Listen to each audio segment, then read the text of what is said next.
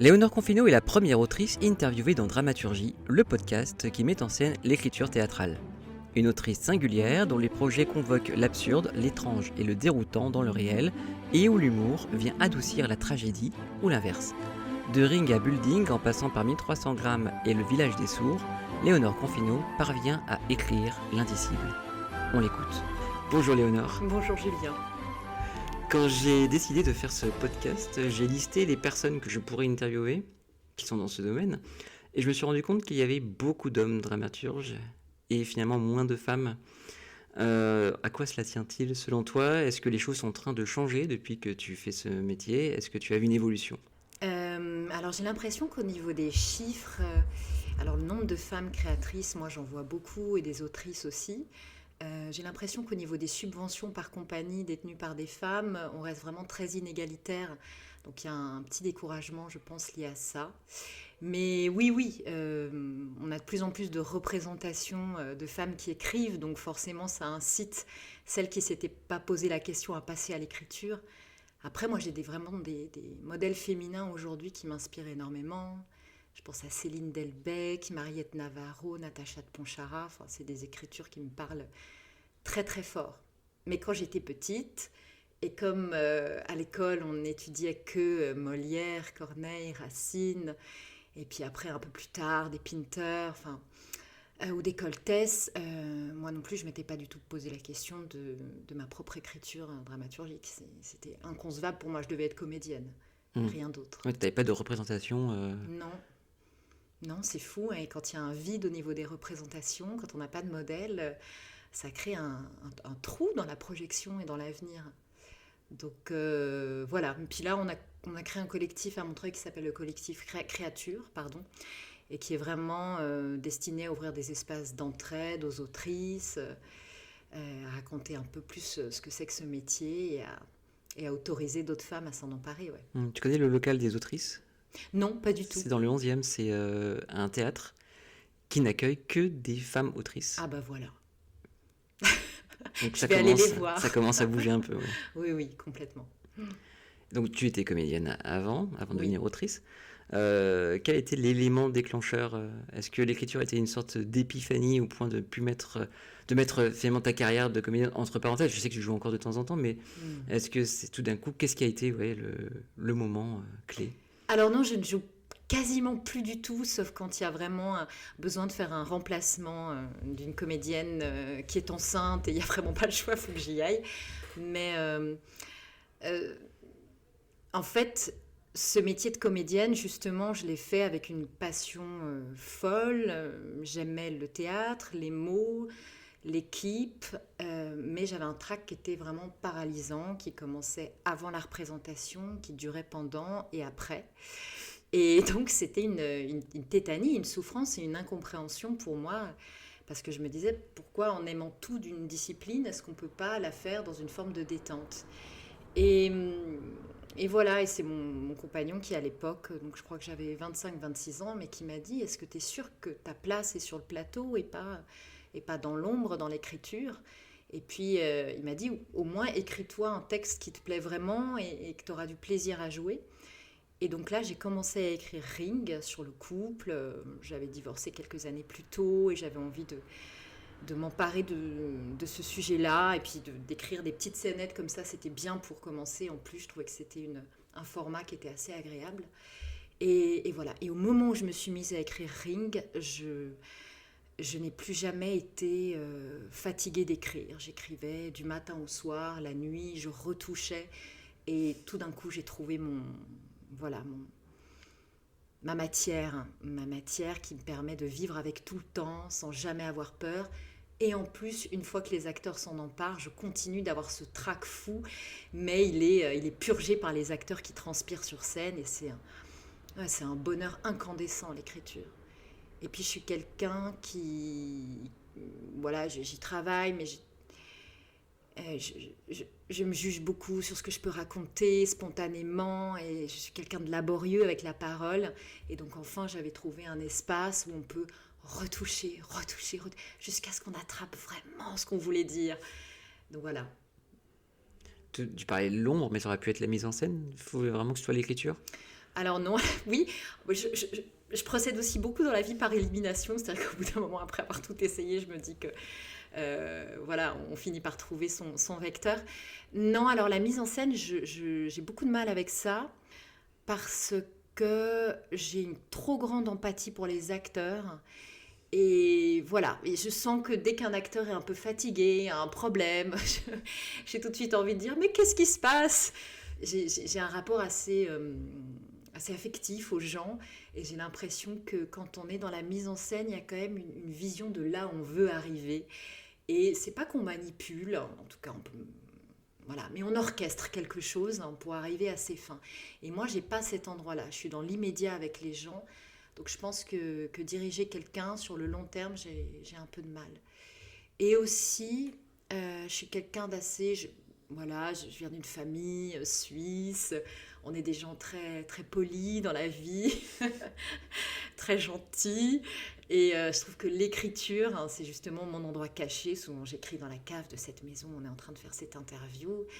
Et c'est l'endroit où il y a le magma, la boue, l'irrévérencieux, ce que je ne peux absolument pas sortir en société, qui se fomente dans cet endroit un peu caché. Et voilà, où il y a tout le refoulé, tout l'inconscient. Donc c'est un endroit qui me passionne et que j'aurais du mal à transcrire en mise en scène. Et donc tes premiers écrits, c'était Ring ou tu avais écrit autre chose avant Non, ma première pièce, c'était vraiment Ring. Après, j'ai fait beaucoup de matchs d'impro. Tu vois ce que c'est? sûr, ouais. J'étais à la LIFI, à la Ligue d'impro. Donc voilà, on donne un thème. C'était les matchs de l'Élysée-Montmartre. Donc les gens recevaient des chaussons, ils votaient pour l'une ou l'autre équipe. Quand ils n'aimaient pas ce que vous faisiez, ils vous balançaient des chaussons. Et là aussi, ça a été quand même un moteur d'écriture parce que j'étais vraiment pas très à l'aise dans cet exercice-là, donc du spontané absolu où il faut briller, il faut être drôle. Je regardais mes camarades, j'étais fascinée. Et par contre, la nuit, je refaisais les improvisations et je réécrivais. Je dis, oh, j'aurais dû dire ça, j'aurais dû répondre ça. Et donc, c'est quand même là aussi qu'il y a un petit cerveau d'autrice qui a commencé à se former à ce moment-là. C'est marrant, tu parles de track de comédienne et finalement, tu fais de l'improvisation qui est encore plus sans filet total. Je me suis violentée, fait. Je me suis dit, allez, quel est le pire endroit pour s'exposer et prendre des risques? Ça va peut-être me guérir de mon trac quand je joue du Tchekhov. Et non, pas du tout. Pas du tout. Mais la question des peurs, je trouve qu'elle est passionnante dans nos métiers. Je trouve que c'est... Je pense que la peur... J'aime beaucoup cette phrase d'Anne Dufourmentel qui dit les peurs sont le visage de nos émerveillements futurs. Et moi, j'aime bien travailler avec la peur. J'aime ça, le trac. Il ne faut pas qu'il soit paralysant. Mais j'aime bien le doser. Et c'est vrai qu'avec le théâtre et l'écriture théâtrale, j'ai trouvé vraiment une peur heureuse. C'est-à-dire que dans les moments de création et à une semaine de l'accouchement sur scène devant le public, j'ai une peur mais folle. Le soir, j'ai une peur mais folle, mais c'est une peur heureuse. Et je vibre de la tête aux pieds, enfin voilà. Mais je n'ai pas envie de me débarrasser de la peur, mais il ne faut pas qu'elle soit paralysante, quoi. Ring, c'était pour 2 personnages. Après, il y a eu des pièces avec beaucoup plus de personnages. Finalement, comment on passe de ça? On aurait pu se cantonner, on pourrait dire, bah, tiens, je vais écrire maintenant pour 2. Et finalement, tout d'un coup, on a eu envie de plus de personnages. Est-ce que c'est quand même aussi d'autres moyens? Enfin, c'est compliqué de monter des pièces avec plus de personnages. Tu t'es jamais bridé, tu t'es jamais dit, bon, allez, je sais que normalement, c'est un peu plus compliqué de monter des pièces à X personnages, ou tu dis, bon, c'est pas grave, on verra bien. Alors, il y a plusieurs choses. Déjà, il y a une chose à laquelle je veille au niveau des personnages et des acteurs qui vont s'en emparer, c'est qu'il n'y ait quasiment jamais de personnages en coulisses. Et d'acteurs en coulisses, ça c'est une vraie vigilance pour pas que les gens se démobilisent. Je crois vraiment au show du plateau, au fait qu'on est sur des braises. Et même au rapport des spectateurs à la catharsis, il faut voir l'acteur se fatiguer au plateau et se transformer sous nos yeux. C'est une des choses que je préfère, moi, c'est voir un acteur longtemps au plateau et donc être traversé en direct, il n'y a pas de triche, quoi. C'est ça que j'aime au théâtre. Donc c'est vrai que quand il y a 2 personnages, c'est pas mal parce qu'ils sont sur le grill tout le temps. Donc c'est le cas du Poisson belge, du Village des Sourds, de Ring. Et dans l'effet miroir, après, ils sont pratiquement tous là tout le temps. Dans Les uns sur les autres, ils sont beaucoup là. Et après, il y a eu des façons de travailler. C'est-à-dire, par exemple, parlons d'autre chose, où ils sont 8 ou 9, je ne sais plus, 9. Il y a 8 filles et un garçon au plateau. c'est parce que c'était tout d'un coup une compagnie de jeunes actrices, acteurs qui sortaient de l'école de théâtre Les Enfants Terribles, qui nous ont proposé à Catherine Chaube, ma metteur en scène attitrée avec laquelle on travaille tout le temps, de les mettre en scène. Donc c'était génial parce qu'on avait ce groupe qui était là et puis on avait une salle de répétition, donc on avait moins de problèmes de financement. Mais oui, les uns sur les autres, première création, 5 personnages avec Agnès Jaoui, et Building, on était 5 aussi, avec 34 personnages, mais 5 interprètes. Comment, la question du financement, non, je me la pose pas. Aujourd'hui, je me la pose un peu, mais là, je suis en train d'écrire une pièce où il y a 8 personnages principaux, un chœur d'enfants. C'est une sorte de mythe grec un peu dystopique et je me lâche complètement. Et après, je me dis, quand je vais rencontrer là ou le metteur en scène qui vont s'en emparer, on réfléchira à comment on fabrique ce chœur, comment on dédouble les acteurs, comment on traduit tout ça. Mais ce que j'aime, c'est que l'écriture soit vraiment différenciée du plateau. Alors, ça n'a pas été le cas sur L'Enfant de Verre, où ça a vraiment été une création au plateau avec le metteur en scène Alain Baptiste, mais c'est la seule fois où j'ai fait ça. Mais sinon, j'aime vraiment bien séparer la phase d'écriture avec une liberté totale, où je peux écrire des didascalies impossibles, comme dans Le Poisson belge, où je dis qu'elle remplit une baignoire de ses larmes, qu'elle se fait des branchies. Enfin, voilà, j'aime ça. Et qu'ensuite, ce soit le défi de la mise en scène de se dire « Waouh, qu'est-ce qu'on fabrique avec ça ?» Et là vient la perspective, on déplie le texte, on déplie les mots et on met l'imaginaire debout, pour qu'il soit vivant et pour qu'il transcende ce qui a été écrit. Et du coup, parlons du processus créatif. Est-ce que tu as une méthode particulière ? Combien de temps ça te prend pour écrire une pièce en général ? Combien il y a de versions avant qu'on arrive à celle qu'on découvre sur scène ? Je serais incapable de parler de nombre de versions parce que vraiment, je pense qu'il y en a 300. C'est-à-dire que j'y retourne tous les jours.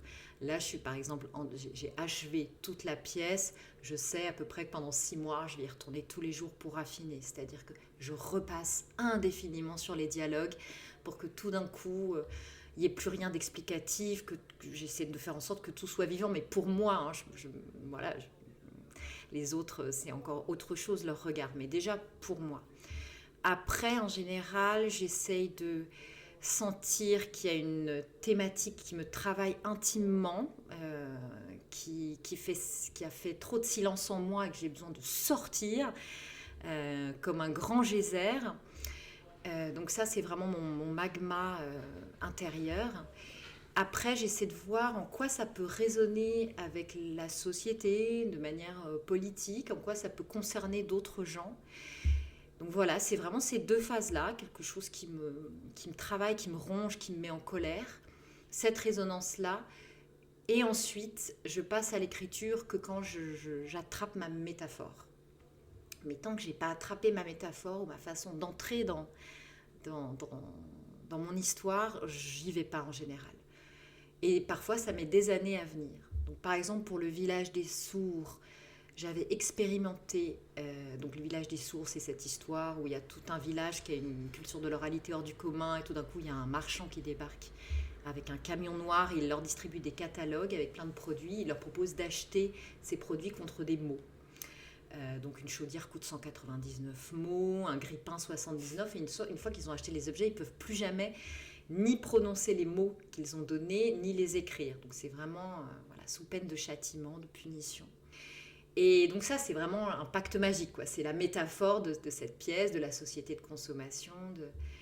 Et au tout début, donc moi, j'avais traversé des crises au niveau des mots et du langage, parce qu'avec mes 2 filles, la maternité, les petites nuits, j'avais commencé à avoir des sortes d'aphasies. Enfin, en tout cas, je me sentais devenir quelqu'un de très utile et pragmatique dans mes mots, mais ma part poétique était partie. Et ensuite, je me suis hyper documentée sur la réduction du langage dans les livres, les oppressions orwelliennes, où tout d'un coup, pour asseoir un régime et installer une hégémonie culturelle, tout d'un coup, on se débrouille pour que les gens aient moins de mots, ou en tout cas, on dévie le langage de son sens. Donc voilà, tout d'un coup, je me suis dit, tiens, c'est une thématique qui peut intéresser d'autres gens. Et après est arrivé une nuit, un marchand qui vendait ses objets contre des mots. Donc c'est vraiment faire confiance à l'inconscient. Je dirais que c'est ça mon processus d'écriture. C'est à un moment donné de se dire, si je travaille bien, là je conduis la pensée et la pensée me conduit en même temps, mais si je travaille bien, si je fais confiance, si je nourris mon monde poétique, à un moment donné, mon inconscient va me fournir l'image qui va synthétiser tout ça et en même temps ouvrir toute cette rage, ou en tout cas toutes ces choses que j'ai à dire sur cette société. Et après, voilà, j'écris dans le plaisir. C'est-à-dire que je vais commencer par écrire tous les points chauds de ma pièce. Et même je fais ça quand j'écris des films. Je ne fais pas de plan. J'ai une sorte de grand mouvement dans ma tête. Je n'ai jamais la fin, quasiment jamais. C'est-à-dire que pour moi, c'est la fin, je vais la trouver avec ma transformation intérieure, ce que m'aura apporté ce projet. Voilà, cette résolution-là est ma grande énigme et mon grand mystère à résoudre. C'est-à-dire que ça ne m'intéresse presque plus d'écrire la pièce. Si j'ai la réponse, ça veut dire que je suis plus forte que ma pièce ou je suis en surplomb, donc ça ne m'intéresse pas de l'écrire. Mais voilà, après, je me laisse guider par des scènes qui m'éclatent. Et ça commence par un bout de dialogue là, un gros monologue là, un enragement là. Et au bout d'un moment, à force d'écrire des points chauds, il y a des ralliements. Et puis voilà, ça se tisse doucement, quoi. Donc c'est comme un puzzle, quoi. Ouais, un puzzle de moments en crise, vraiment. Voilà. Et après, il y a des dosages. Je pense qu'on a tous de la dramaturgie en nous, naturellement, quand on a beaucoup lu, vu de films et tout. Donc maintenant, avec l'expérience, je pense que j'arrive vraiment à sentir de plus en plus les moments où on a envie de dramatiser, le spectateur a besoin de repos. On fait une petite pause. Pour reprendre aussi sur le processus créatif, tu as un endroit fétiche, tu parlais de ton endroit dans la cave. Ouais, non, mais je sais pas, parce que j'ai des gens qui disent, moi j'ai besoin de partir très loin, de m'évader vraiment de ma famille, etc. Est-ce que, au tout contraire, toi, alors moi, le calme me tétanise.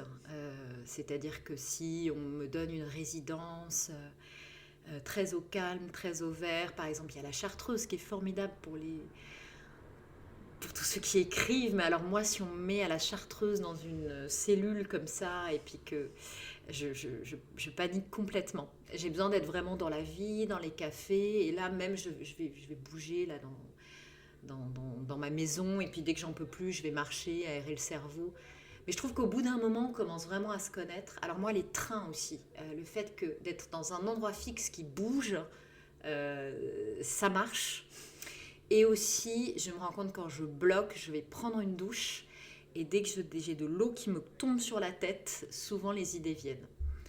Donc je ne sais pas ce que c'est que ce cerveau reptilien instinctif, mais en tout cas l'eau, ou quand je vais nager, les idées surgissent. Voilà. Après, il faut les retenir. Après, il faut les retenir, oui, il faut les attraper, mais souvent je les écris. Et puis voilà, alors, l'insomnie de 5h du matin, elle est pas mal aussi, elle est assez féconde. Mais je trouve que c'est vraiment intéressant, ouais, au bout d'un moment, de savoir qu'aujourd'hui, ça ne sert à rien d'écrire, rien ne vient, je vais être angoissée, perturbée par autre chose. Voilà. Mais l'excès de confort, pour moi, c'est mortifère, en tout cas. Tu me dis si je me trompe, mais j'ai l'impression que tes pièces du début étaient plus ancrées dans le réel, dans lesquelles tu insufflais de l'absurde, etc. Tu vois, le monde de l'entreprise, le couple, etc. Et là, tu t'autorises à aller vers l'imaginaire pur. Oui, beaucoup plus. Est-ce que tu es d'accord avec ça, ou est-ce que c'est Oui, je suis totalement d'accord. Est-ce que c'est du coup une confiance dans l'écriture, en disant j'ai plus besoin maintenant de parler de ce que j'ai vécu ou de ce que j'ai pu expérimenter, et d'aller vraiment vers quelque chose de... Oui, je pense que j'avais besoin au début, on a besoin de s'arrimer vers le réel. C'est un peu comme les auteurs de romans au début, qui sont pas mal dans l'autofiction, qui ont besoin de cracher quelque chose qui fait vraiment repère, quoi, dans ce qu'ils ont traversé. J'ai pas l'impression de m'éloigner de ce que je ressens profondément, mais en effet, il y a beaucoup plus de métaphores, de poésie. Je pense aussi que la société a pas mal évolué, c'est beaucoup durci, qu'on est dans une société de plus en plus polarisée, où tout d'un coup, soit on est pour, soit on est contre. Donc j'ai l'impression aussi que de transposer du réel sur le plateau va tout de suite crisper et reconvoquer des positions qu'on a dans la vie. Alors, on peut être tout à fait militant dans la vie, et je le suis sur plein d'endroits. Mais aujourd'hui, je conçois vraiment, en tout cas mon écriture et ce qu'on propose au plateau, comme au contraire un endroit d'errance, d'abattre nos frontières intérieures, de se laisser aller dans la porosité à un autre point de vue et de glisser comme ça dans les monstres des autres et de se détendre par rapport à suis-je dans le bon, suis-je dans le mal. Donc forcément, plus on s'éloigne, c'est vrai que quand on voit Building ou Ring, on peut se dire ah bah il a raison ou ah bah il les maltraite. Voilà, on peut statuer un peu sur la morale des personnages. Là où j'essaye de plus en plus d'aller explorer les complexités de chacun, quoi, pour nous renvoyer à nos propres complexités et sortir de là avec plus ouvert qu'au moment où on était entré dans la salle de théâtre. Et tu explores aussi des thématiques qui reviennent régulièrement. Est-ce que c'est un souhait ou alors ça devient de manière complètement inconsciente, ça arrive comme ça? Alors, je pense que tu fais allusion à l'enfance muselée ou l'adolescence muselée. Et tu sais, il m'a fallu 5 pièces pour comprendre que j'écrivais toujours avec des jeunes filles, soit muettes, soit qui avaient énormément de difficultés à s'exprimer. Donc dans Le Poisson belge, c'est la petite fille à l'intérieur de Grande Monsieur qui tout d'un coup parvient à s'exprimer. Dans Les Beaux, la petite fille, elle ne parle plus. Dans L'Enfant de verre, c'est une adolescente qui a subi une agression qui n'arrive pas à le dire au reste de sa famille de peur de les briser. Et dans Le Village des sourds, elle est carrément sourde, donc mutique. Donc il y a une gradation, je crois que je suis allée au bout du mutisme de mes héroïnes. Et c'est hyper chouette en fait de s'en rendre compte et de ne pas l'avoir su en amont, je trouve. D'y aller quand même avec cette candeur. Et donc au bout d'un moment quand même, parce que je suis une adepte des cabinets d'analystes, mais j'ai compris que mon endroit d'écriture se situait dans la zone de l'adolescence, voire de la puberté. C'est pour ça que je parle pas mal de colère, d'endroits de crête, c'est-à-dire que j'aime énormément travailler avec les adolescents et pour les adolescents. Mais moi, ça a été un moment un peu justement explosif dans ma vie, où je me suis mise à vivre toute seule à 13 ans et demi, 14 ans, sans mes parents qui étaient de grands déménageurs, où j'ai vécu des choses très fortes, mais sur lesquelles je n'ai pas pu mettre de mots à l'époque. Et donc je trouve, et moi j'ai tendance à dire aux autrices, auteurs, essayez de trouver l'âge à partir duquel il y a une scission, une fracture. En tout cas, quel est cet âge que vous retournez suturer de manière obsessionnelle. Et moi, c'est ça, c'est 13-14 ans. Je retourne dans cet endroit où je n'ai pas pu parler à l'époque. Et je crois que toutes mes pièces vont puiser en tout cas leur énergie dans cet endroit-là. Dans le sébum du bouton qui n'a pas été percé. Je ne peux pas trouver mille métaphores. Mais c'est l'adolescence. Ouais. Et tu parlais tout à l'heure, toi, de cette récurrence de ces personnages féminins forts de 60 ans. Et c'est vrai que moi, je vois qu'il y a des récurrences aussi. Dans Le Village des sourds, Le Poisson belge, c'est toujours finalement une très jeune fille qui trouve protection auprès d'un homme fiable, d'un homme ostracisé, un peu exclu par la société. Dans Le Village des sourds, c'est plutôt le grand-père qui est un homme rejeté par tout le monde. Et voilà, c'est des alliances comme ça entre une figure masculine et une jeune fille. Est-ce que tu as été surprise par le succès rencontré par tes pièces quasiment tout de suite, à la fois par la presse, par le public, des nominations, Molière, tout ça? Est-ce que ça t'a surprise ou vraiment tu te dis... Alors, je trouve que quand on est dedans, on trouve que tout va mal. On vous donne les chiffres du soir, on a l'impression que c'est la catastrophe, et puis finalement ça va. Je trouve qu'il est rare, alors à part peut-être pour certains, mais il est rare au moment où quelque chose fonctionne de se dire « Oh, ça fonctionne très fort !» Voilà, parce qu'on sait que le théâtre est extrêmement fragile, et c'est vrai que d'un soir sur l'autre, on ne sait jamais si ça va réserver. Donc je trouve qu'on le vit plutôt avec anxiété sur le moment, et c'est parfois en se retournant sur les choses. Non, oui, j'ai été surprise, extrêmement touchée. Enfin, je me rappelle de la première pièce qu'on a montée avec Catherine, donc c'était Building.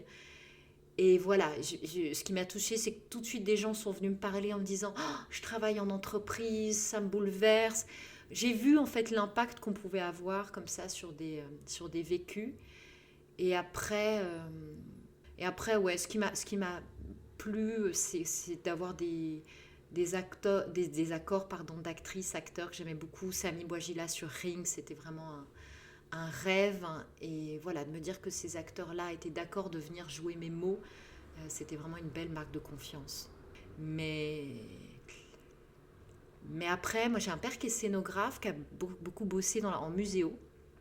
Il fait des scénographies de musée.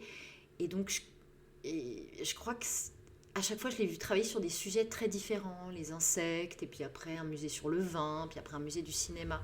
Et donc, ça m'a donné le goût d'aventure en aventure, de faire des choses à chaque fois qui rebattaient toutes les cartes. Donc, je m'assois pas, enfin, j'essaie de pas m'asseoir, parce que ça me ferait peur, quoi.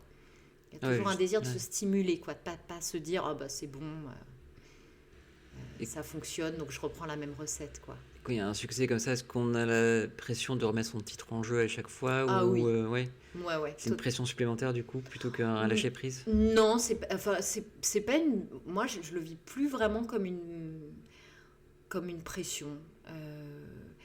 Je le vis comme ouais, vraiment une expérience de rencontre très forte. Mais par contre, je veux que ce soit, je veux que ce soit vraiment intense, quoi. Je veux qu'on se soit vraiment risqué.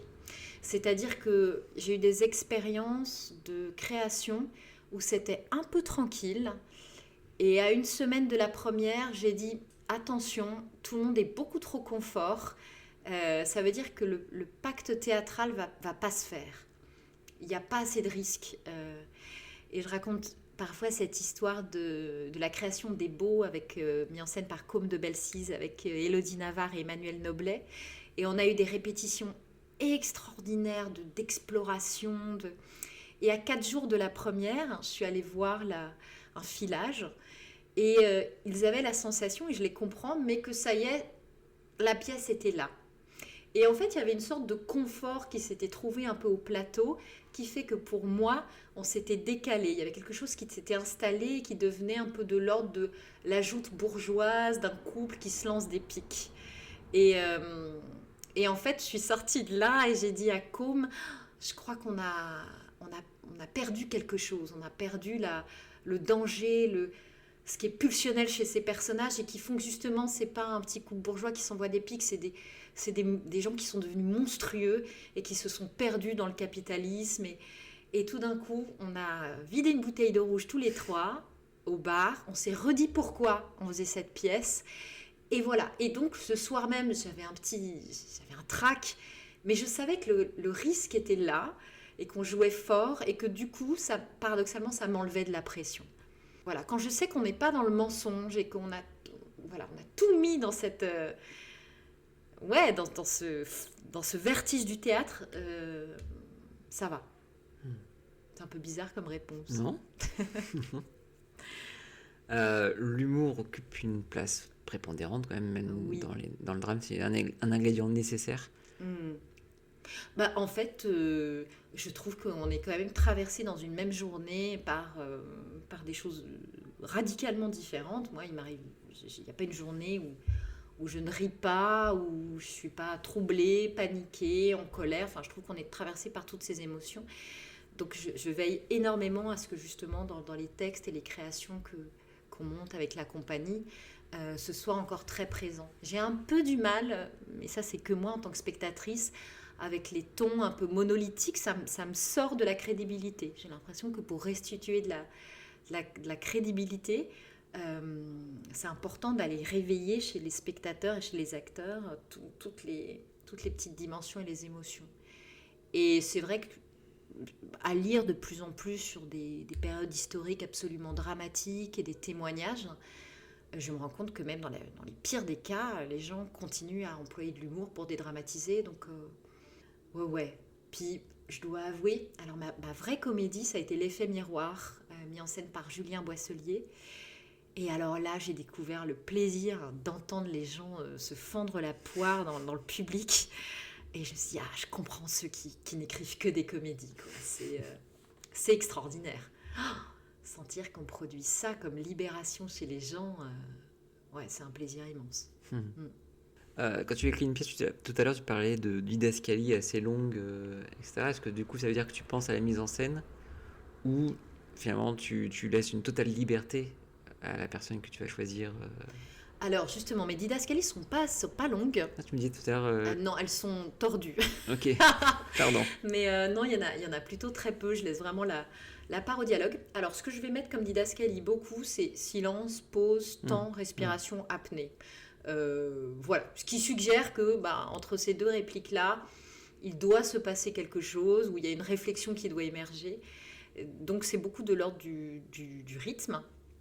Mais après, non, vraiment, je vais travailler sur des didascalies impossibles à réaliser qui obligent la mise en scène à inventer quelque chose. Justement, je parlais tout à l'heure de...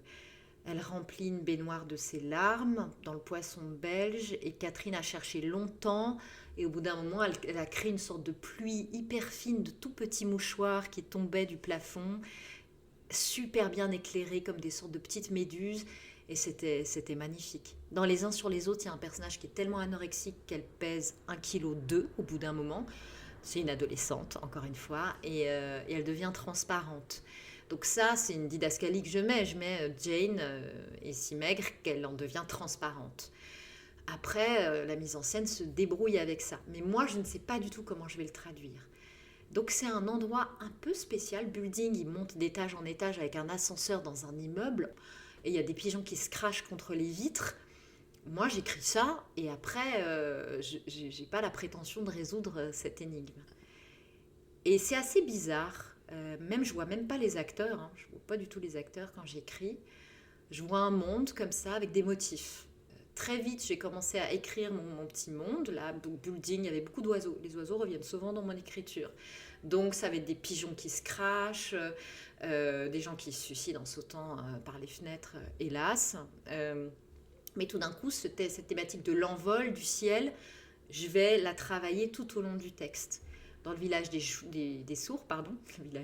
le village des sourds, il y a, tout d'un coup, j'ai vu que le motif de la flamme, du chaud revenait, et de la glace et du froid. Donc là, j'ai un petit bouquin à la maison qui est super, qui s'appelle « Trouver le mot juste » de Paul Rouet, qui est un dictionnaire des associations d'idées, et je vais répertorier tous les mots qui sont liés au froid. Polaire, glacial, freeze, voilà, et au chaud. Et après, je travaille à partir de ce motif-là. Mais c'est finalement mon travail s'arrête là. Donc je convoque de la matière, des images, mais je ne les résous pas scénographiquement. Et ce que j'adore, c'est quand quelqu'un vient me voir et me dit mais j'imagine, tiens, pour le village des sourds, je pensais à une scénographie entièrement en papier, avec des taches noires qui vont infuser ce papier. Je dis pas d'accord, c'est extraordinaire. Ça, c'est vraiment, je fais la moitié du travail. Et j'écris pour le théâtre parce que quelqu'un va faire l'autre moitié du travail, il va s'en emparer avec folie, avec force, mais c'est cette rencontre que j'adore. Ouais. Ok, cette rencontre était au début avec Catherine Chaub, oui. qui revient régulièrement dans tes mises en scène. C'était obligatoire, entre guillemets, que pour tes premiers spectacles, soit une femme qui mette en scène, et j'imagine une femme que tu connais bien. Alors, que ce soit une femme, oui, ça s'est imposé, parce que je pense que on s'est soutenu dans notre émancipation mutuelle et dans le courage dont on avait besoin. Il y a eu une amitié très forte et immédiate. Mais surtout, ouais, sur les premières créations, il a fallu inventer, discuter beaucoup. On faisait toutes les rencontres ensemble avec les interprètes, avec la scéno, la musique. Et voilà, on crée ces mondes ensemble. Et on continue de le faire vraiment main dans la main. En général, la première création du texte, parce qu'après, les textes sont édités soit chez Actes Sud Papier, soit chez L'Œil du Prince. Mais la première création du texte, je suis là. Alors j'essaie de trouver une place qui laisse complètement respirer la mise en scène, mais je suis vraiment à disposition s'il y a besoin. Et c'est un dialogue qui en général se fait bien. En tout cas, j'aime beaucoup ça. Et voilà. Et après, quand c'est des nouvelles créations après la première, là, je vais plus trop en répétition. Je suis vaguement en dialogue de loin, mais en tout cas, je dis, là, ça m'appartient plus. Lâchez-vous complètement par rapport au texte. Mais Catherine, non, c'est Ouais, on a abreuvé. Je me rappelle sur Building, mais on a essayé 1000 pistes. Et puis, on est des passionnés d'architecture toutes les deux, de scénographie. On avait envie d'avoir des images graphiques très fortes. On avait envie de créer notre identité de compagnie ensemble, quoi. Et quand tes pièces sont jouées par d'autres metteurs en scène, d'autres compagnies, Oui. tu as un regard là-dessus ou tu laisses liberté totale? Moi, je vais laisser pas mal de liberté. J'essaie souvent de redire de quoi on parle. Voilà, euh, qu'est-ce que ça raconte au fond. Donc, souvent, j'aime bien avoir une petite discussion d'une demi-heure quand même pour être sûre que, voilà, parfois j'ai eu des textes qui étaient adaptés. Je trouvais que ça racontait un peu l'inverse de- où il y avait une sorte de cynisme qui venait se poser là. Et c'est vrai, comme j'ai des pièces un peu, j'allais dire géométriques, mais c'est pas vraiment ça. Mais comme il y a de la structure, parce que justement je suis un peu fille d'architecte et tout, donc on peut vite se dire tiens, je vais créer une forme très forte.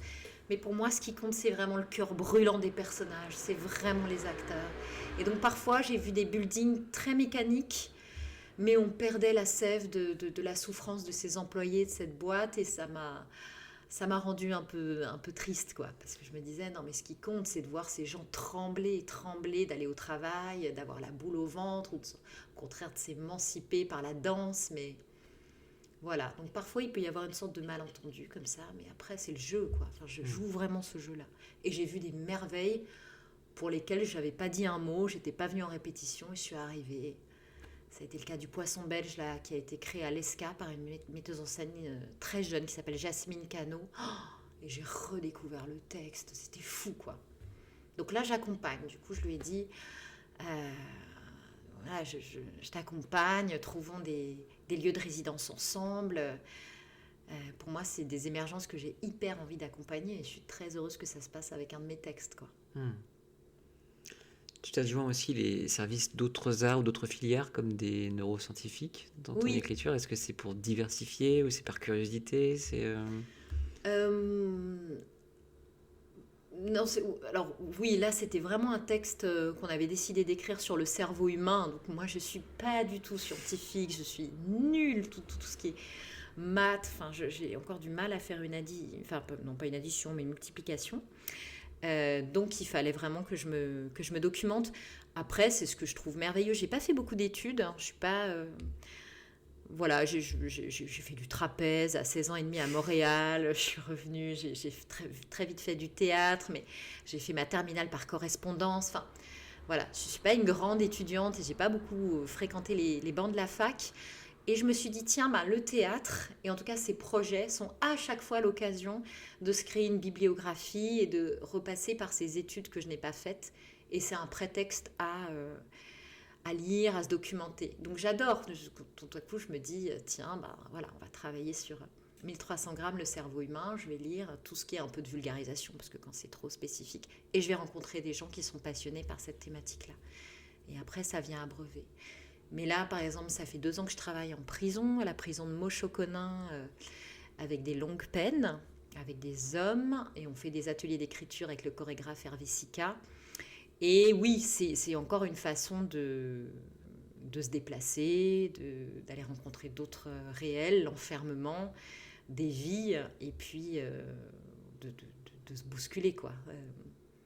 Et on a créé un spectacle qui s'est joué au Théâtre de la Concorde, donc ils ont pu sortir exceptionnellement pour une date exceptionnelle. Et voilà, on a créé avec l'Orchestre de Chambre de Paris, donc il y avait aussi toute cette musique classique qui s'est greffée à ça. Pareil, grâce à l'Orchestre de Chambre de Paris et Hervé Sica, ben, je découvre tout ce qui est de l'ordre du baroque, plein de partitions que je connaissais pas, quoi. Et donc ça m'ouvre un monde. Je voulais revenir sur les ateliers d'écriture justement. Tu le fais, t'en fais plusieurs, je crois. Oui, Oui. oh, ça c'est vraiment... Est-ce que c'est une volonté de transmission ou juste d'accompagnement? Bah, y a les deux, c'est un peu égoïste, c'est-à-dire que ça me permet d'aller à la rencontre des gens, donc d'écouter des vécus, et moi ça m'abreuve, ça me nourrit. C'est vrai qu'on est hyper seul quand même dans l'écriture, et le milieu théâtral est comme tout milieu, hein, vraiment, mais au bout d'un moment il y a un jargon, il y a un entre-soi, et donc c'est toujours aller fracturer cet entre-soi pour laisser d'autres d'autres réalités nous parvenir, quoi. Et après, c'est tout d'un coup, quand on voit quelqu'un éclore avec l'écriture théâtrale, c'est vraiment génial. Mais c'est aussi pour créer des publics, parce que les gens sont tellement intimidés par le théâtre. Quand on leur fait écrire une scène de théâtre ou travailler autour, tout d'un coup, ils se disent, c'est quand même quelque chose qui est accessible, quoi. C'est très particulier, c'est très libre. On peut utiliser des mots crus, on peut utiliser des marques, on peut utiliser un dialogue qui semble anodin comme ça, mais si on le répète 3 fois et que tout d'un coup on fait baver un peu la conversation et qu'on va ajouter du sous-entendu, du malentendu, ça devient une scène géniale.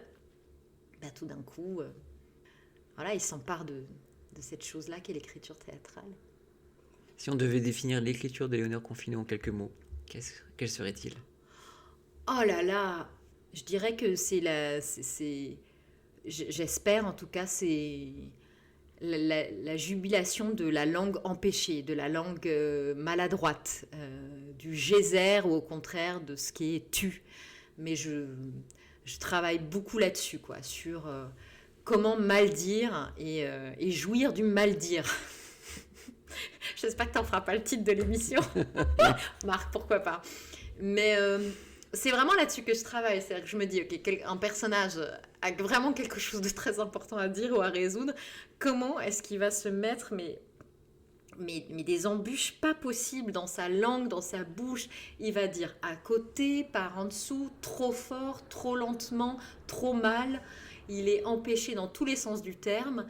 Et ça va rencontrer encore un autre personnage qui est incapable en plus d'écouter ce qu'il a à dire. Donc je pense que mon écriture, c'est pathologie de la parole et pathologie de l'écoute.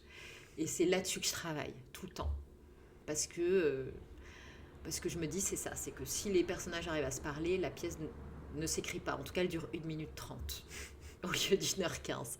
Si dans Ring, quelqu'un émet un problème dans le couple et puis que l'autre dit je t'ai entendu et je t'assure que je vais travailler là-dessus, c'est chiant. Il n'y a pas de pièce.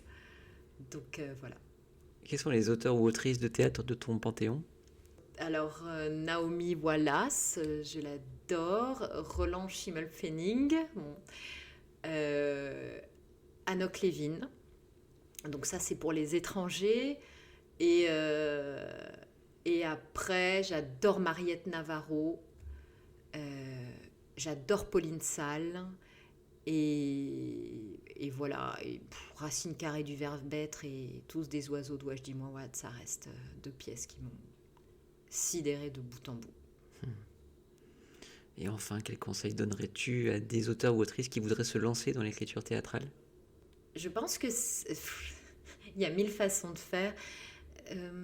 Je trouve intéressant quand même de se fixer une échéance, quelle qu'elle soit, mais c'est parfois d'aller voir sur le portail Arsena, l'aide à la création, ou l'aide Beaumarchais de la SACD, mais de se dire, tiens, il y a peut-être une date de fin. Ça, c'est quand on a déjà une idée très forte. Et après, je trouve que c'est hyper intéressant d'aller lire, tiens, c'est sur ma table, les mythes grecs, par exemple de Robert Graves qui est là, mais en tout cas d'aller refouiller dans les grands mythes et du coup de pouvoir s'autoriser des drames et des structures comme ça qui convoquent des sentiments très larges. Mais après, c'est aussi de s'y mettre un peu tous les jours. Vraiment, le conseil que je donnerais, c'est ne pas avoir peur du premier jet.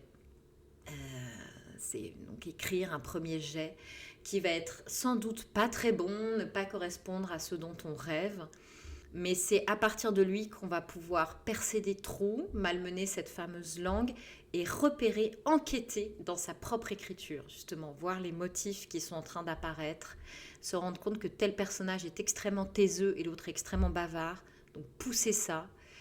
Et voilà, commencer à triturer sa propre langue. Mais ne pas attendre que ce soit génial pour se mettre à écrire. Surtout pas. Se délivrer de la perfection, évidemment. Et puis après, si on a des copains, acteurs, actrices qui peuvent lire un peu et puis vous faire sonner les choses, c'est quand même bien. Mais déplâtrer aussi. Moi, au début, j'ai vachement colmaté le sens. Je voulais qu'il n'y ait pas de malentendu sur ce que j'étais en train de raconter, ce qui est normal au début.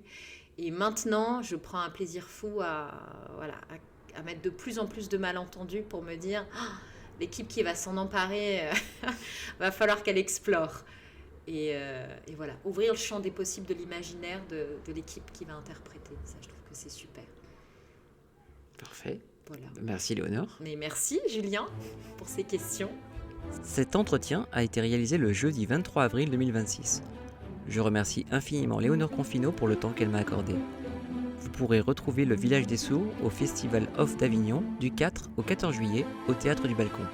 En attendant, allez au théâtre et lisez-en, cela peut être très intéressant.